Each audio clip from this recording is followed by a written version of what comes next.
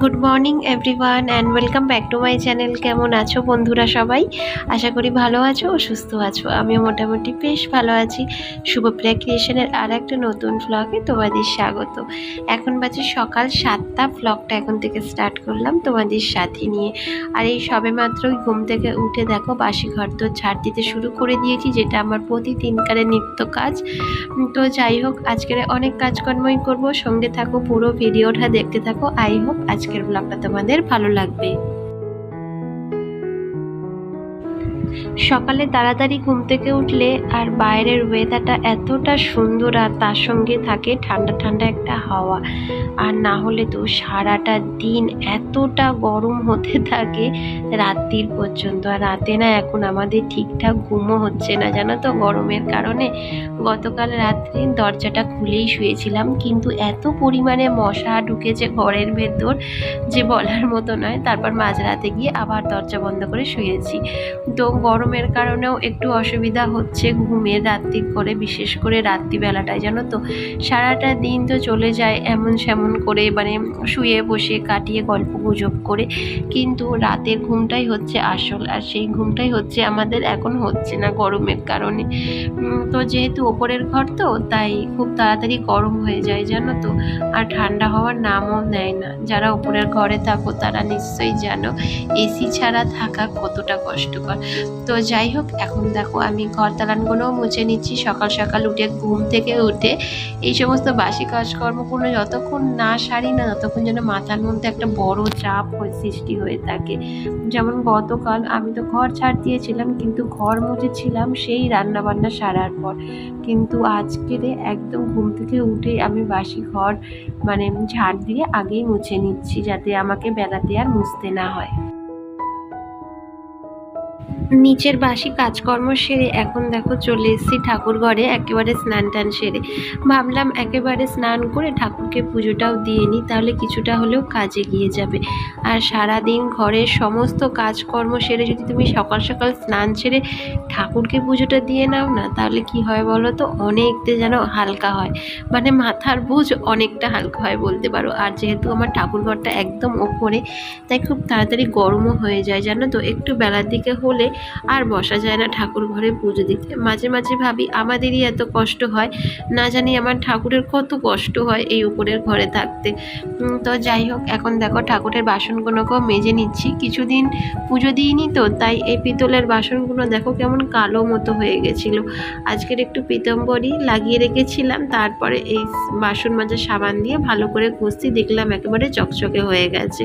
আসলে কি হয় বলো তো, ছেলেরা যখন পুজো দেয় তো যা হোক করে পুজো দিয়ে বেরিয়ে যায়, কিন্তু মেয়েদের মতো এইরকম পরিষ্কার পরিচ্ছন্ন করে তো আর পুজো দেয় না।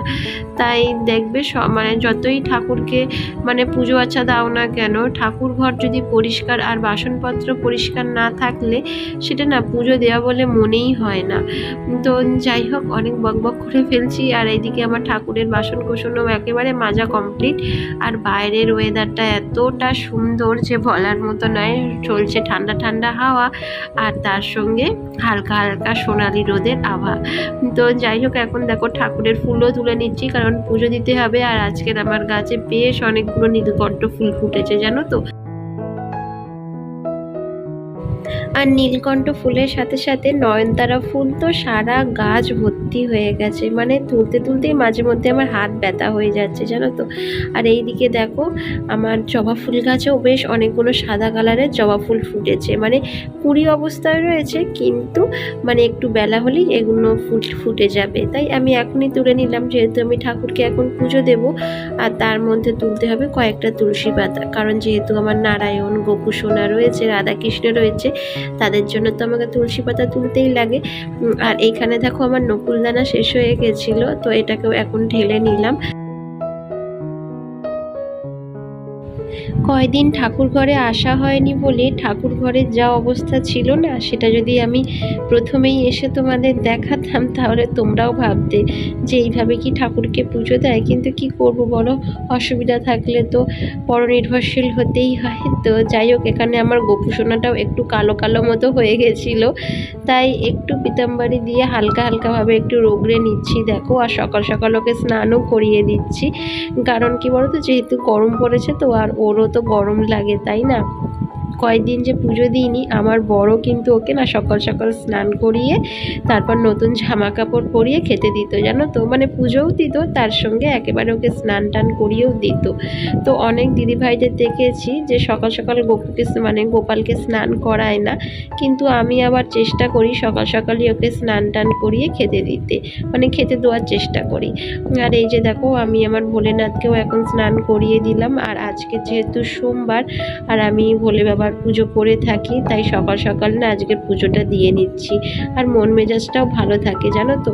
আর এই যে দেখো, আমার পুজো দিয়ে অলমোস্ট ডান। তারপরে ভিডিওটা আবার শ্যুট করলাম, কারণ ফোন ধরার লোকের ভীষণ অভাব, যেটা আমি বারবার তোমাদের বলে থাকি। তো সেই কারণেই না সব ভিডিওতে একসঙ্গে দেখাতে পারি না। আর এই যে দেখো, এখন পুজো টুজো দিয়ে যাবো নিচে, কারণ অনেকটাই প্রায় বেলা হয়ে গেছে। ওইদিকে ছেলেও যাবে স্কুলে, আর ওর চলছে পরীক্ষা। আর এখন দেখো, রান্নাঘরে এসে আমি একটু সবজি বানাচ্ছি সকালের রুটি খাওয়ার জন্য। প্রতিদিনই প্রায় আলুর তরকারি করি, কিন্তু আজকের কি মন গেল, ভাবলাম বাড়িতে একটু চিচিঙ্গে রয়েছে, চিচিঙ্গে দিয়ে একটা সবজি বানাই সকালের রুটি খাওয়ার জন্য। কারণ কি বলতো, প্রতিদিন তো আলুর তরকারি ভালো লাগে না, আর দেখবে সকাল সকাল একটু হেলদি খাবার হলে শরীরটা সারাটা দিনই ভালো থাকে। আর সকালবেলা যদি ওই তেল ঝাল মশলা লুচি পরোটা খাই না, তাহলে সারাটা বেলা, মানে যত বেলা বাড়ে যেন আরও শরীরের মধ্যে কষ্ট হতে থাকে, বিশেষ করে এই গরমে। শীতকাল হলে তো কোনো ব্যাপার হয় না, মানে ডাইজেশন ক্ষমতাটা বেড়ে যায়, কিন্তু গরমকাল হলে যে এত কষ্ট হয় যে বলার মতো নয়। আর এই যে দেখো, তরকারি হয়ে যেতে এখন আমি রুটিটাও বসিয়ে দিয়েছি। এখন ঘড়ির কাঁটায় প্রায় 10টার ওপর বেজে গেছে, আর ছেলেকে দেখো খাইয়ে দাইয়ে একেবারে রেডি করিয়ে দিয়েছি স্কুলের জন্য। তো আজকেরই ওর একটা পরীক্ষা আছে, মানে ম্যাথ পরীক্ষা।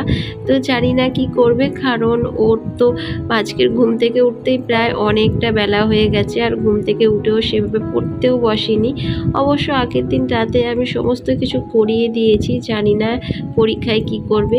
আর এই পরীক্ষাটা অতটাও ভাইটাল নয়, কিন্তু তাও যেন একটা মনের মধ্যে মানে অন্যরকম একটা ফিলিংস হতে থাকে, জানো তো, যে কি করবে পরীক্ষায় গিয়ে, লিখতে পারবে কি সব কিছু ছেড়ে চলে আসবে, ব্যাস এই টেনশন, আর কিছুই না।